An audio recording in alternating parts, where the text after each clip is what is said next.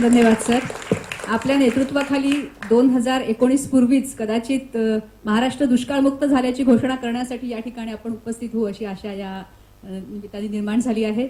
आणि या कार्यक्रमासाठी जे सर्व मान्यवर आले त्यांचे मी मनापासून आलापासाठी मी पत्रकारांना विनंती करते. आमिर जी, ये यहाँ की मीडिया बहुत बड़े पैमाने पर सम्मिलित हुई है इस पूरे जलयुक्त शिवार अभियान में, और पिछले साल भी वो थे और इस साल भी अपने साथ है, और इस पूरे जलयुक्त शिवार अभियान को यशस्वी करने के लिए उनका सहयोग है.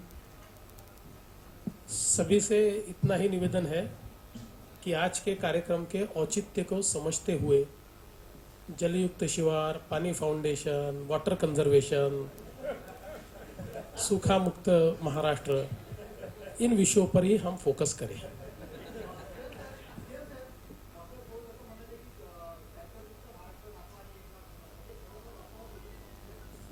हे निश्चित येऊ शकतं, कारण आता 4000 गावं ही टँकर मुक्त झाली आहेत. आणि आपण जर बघितलं तर टँकरची संख्या ही प्रचंड मागच्याही वर्षी खाली आली. ज्या ज्या जिल्ह्यांमध्ये खूप जास्त पाणी आपल्याला टँकरने द्यावं लागायचं ते कमी होत आहे. आणि ज्यावेळेस एखादं गाव वॉटर न्यूट्रल होतं त्यावेळेस तिथली टँकरची अवस्था संपते. ही मोठी टास्क आहे, पण ही निश्चित पूर्ण करता येऊ शकते.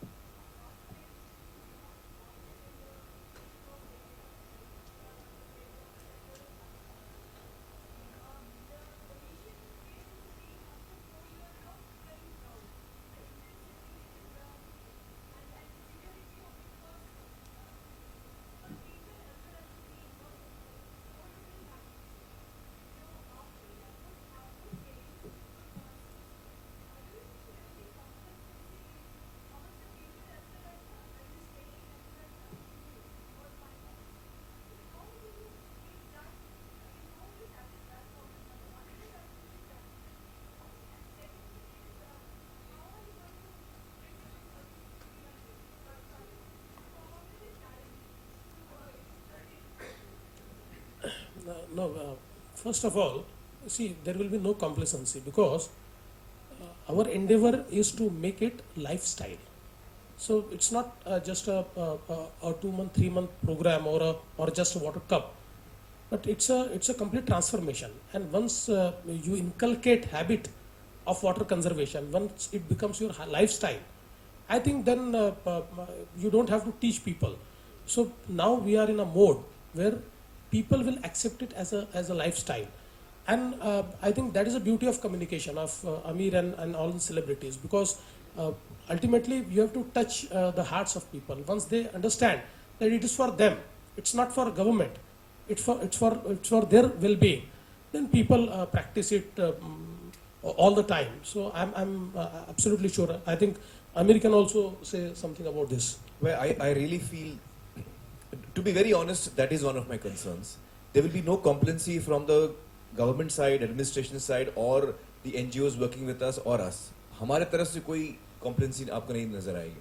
लेकिन मुझे कभी-कभी सत्य और मैं ये सच बताता हूँ, हमको डिस्कस करते हैं कि लोगों में लगेगा नहीं यार भी पानी काफी है हमारे पास. लेकिन ये माध्यम से, आपके माध्यम से मैं सबको ये बोलना चाह रहा हूँ कि जस्ट बिकॉज के लास्ट टाइम हमको अच्छी बारिश मिली है, इसका मतलब ये नहीं कि हमारा प्रॉब्लम सॉल्व हो गया. नहीं, उसका हमको सही इस्तेमाल करना है. उससे हमको 10 गुना ज्यादा मेहनत करनी है और हमको प्रिपेयर्ड रहना है कि कल को कभी, क्योंकि हम 3-4 साल से देख चुके हैं हमको कितनी तकलीफ हुई है एज अ स्टेट.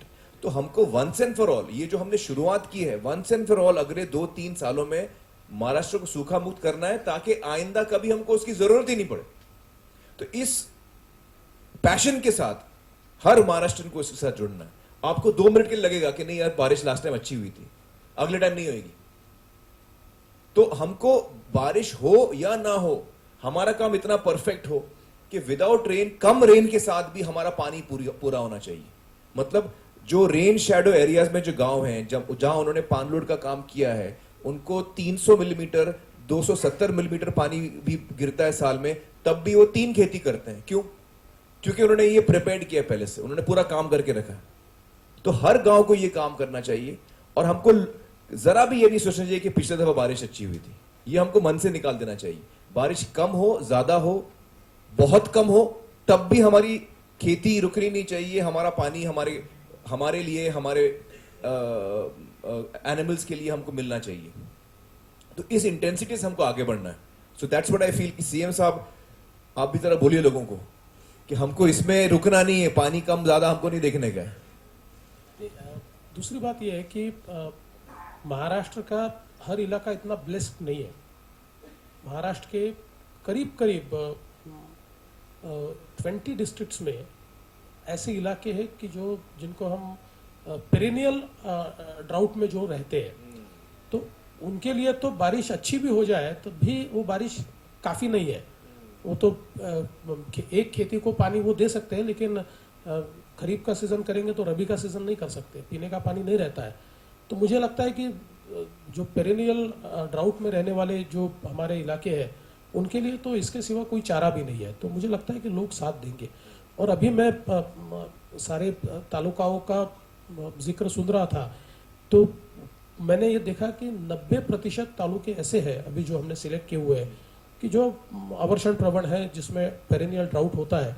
तो मुझे लगता है कि लोगों का बहुत पार्टिसिपेशन इसमें मिलेगा।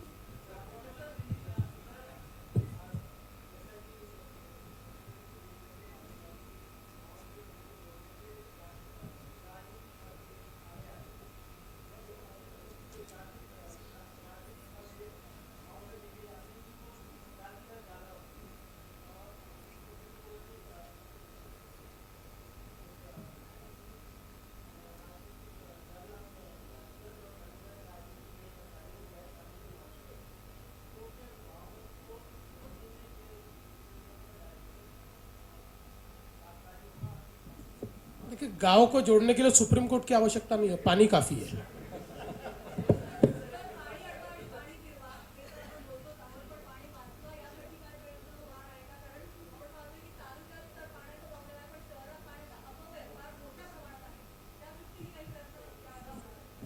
मला असं वाटतं की खूप चांगला प्रश्न आहे, कारण पाणी ही एक इकॉनॉमिक कमोडिटी आहे हे आपण समजून घेतलं पाहिजे।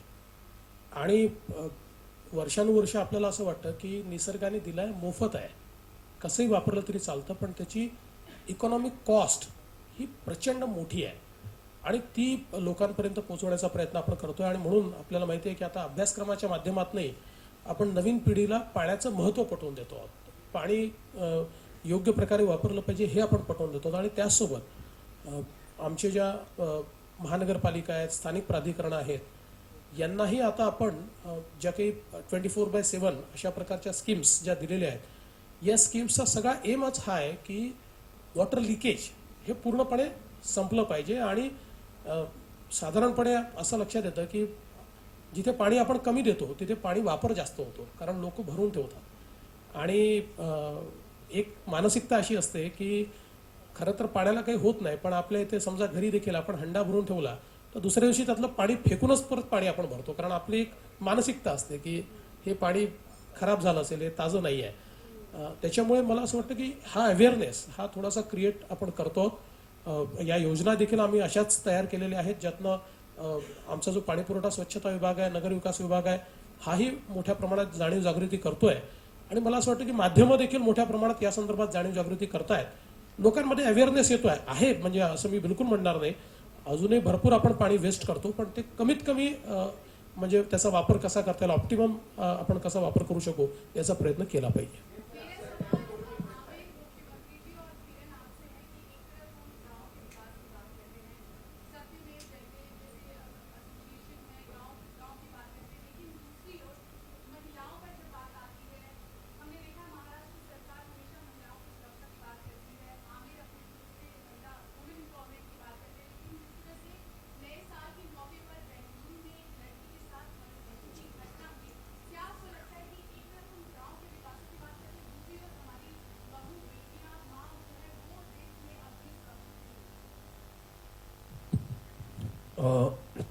देखिए, जो बैंगलोर में वो बड़ी दुख की बात है, और इससे हम सबको बड़ा दुख होता है। हमको शर्म लगती है कि ऐसा हमारे देश में कभी होता है।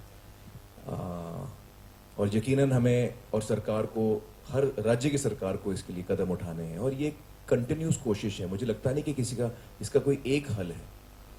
और अगर हम महिलाओं की बात करें तो मेरे मन में 2-3 जो विचार हैं जो हमने हमारे शो पे भी रखे थे, वो यही है कि जब लॉ एंड ऑर्डर बहुत सख्त हो जाएगा और जुडिशरी बहुत जल्दी काम करेगा, आप देखिए अमेरिका में आप देखिए तो अगर ऐसा कोई इंसिडेंट होता है तो विद इन 2-3 मंथ्स गिल्टी आदमी को वो केस खत्म होके उसको सजा भी मिल जाती है।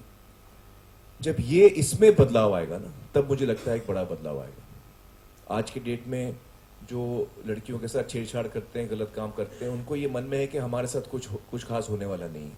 जब हमको ऐसे एग्जाम्पल सामने आएंगे कि विद इन 2-3 मंथ्स जिस आदमी ने भी ऐसा किया है, जिस व्यक्ति ने ऐसा किया है, वो बिहाइंड बार्स है, उसको लंबी सजा मिली है और कंटिन्यूसली हम ये देखते आएंगे, तब ये परिस्थिति बदलेगी। मुझे लगता है लोगों में डर पैदा होगा। ये मुझे लगता है बहुत इंपॉर्टेंट चीज़ है। और हम जहाँ तक लेडीज का सवाल है, मुझे लगता है हम जिस विषय पे हम काम कर रहे हैं, पानी का विषय, उससे एक अलग महिलाओं को बहुत इनकी जिंदगी में एक बहुत बड़ा बदलाव आएगा।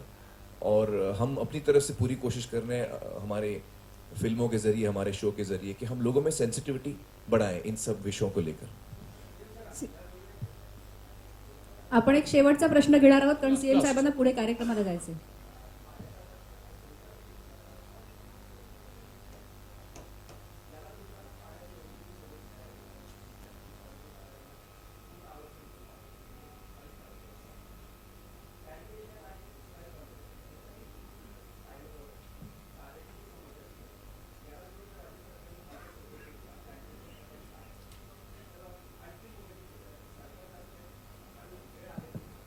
नाही, जलयुक्त शिवार हे केवळ पाण्यापुरतं मर्यादित नाही आहे.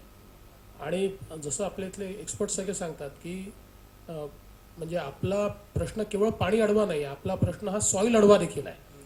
आणि याच्यातला एक जो भाग आहे, जी आपण बांध बंदिस्ती करतोय किंवा वेगवेगळे जे आपले इंटरव्हेन्शन्स आहेत, हे सॉईल कन्झर्वेशनचे आहेत. कारण सॉईल कन्झर्व केल्याशिवाय महाराष्ट्रामध्ये आपण शेतीत जे काही अपेक्षित परिवर्तन आहे ते करू शकत नाही.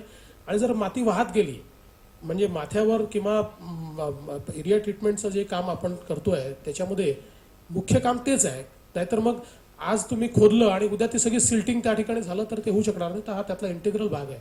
आणि सर, प्लांटेशनच्या संदर्भातला खूप मोठा ड्राईव्ह आपण घेतला आहे. आपण बघितलं मागच्या वर्षी 2.5 कोटी आपण वृक्ष लावले, यावर्षी 10 कोटी, पुढच्या वर्षी 25 कोटी, म्हणजे आपण 50 कोटी वृक्ष या ठिकाणी लावतोय. आणि हे अगदी कन्झर्वेटिव्ह आपण अशा प्रकारचं त्याचं प्लॅनिंग केलेलं आहे की 2 वर्षापेक्षा कमी वय असलेलं वृक्ष लावायचं नाही. कारण 2 वर्षाचं वृक्ष जर आपण लावलं, आणि म्हणून पहिल्या वर्षी 2.5 कोटी वृक्ष आपण तसे तयार करू शकलो, पण 50 कोटी वृक्ष तयार करायची सुरुवात केली आहे. 4-5व्या वर्षी तेवढी वृक्ष आपल्याजवळ असतील. त्यामुळे हा देखील त्यातला एक भाग आहे. आणि म्हणून आपण जे म्हणता ते योग्य आहे. नुसतं वॉटर कन्झर्वेशन करून चालणार नाही, सॉइल कन्झर्वेशन करावं लागेल, प्लांटेशन करावं लागेल, तेही आपण करतो आहोत. थँक्यू. सर्व मीडिया आणि सर्व मान्यवरांचे मनापासून आभार. हा कार्यक्रम इथेच संपला असं मी घोषित करते.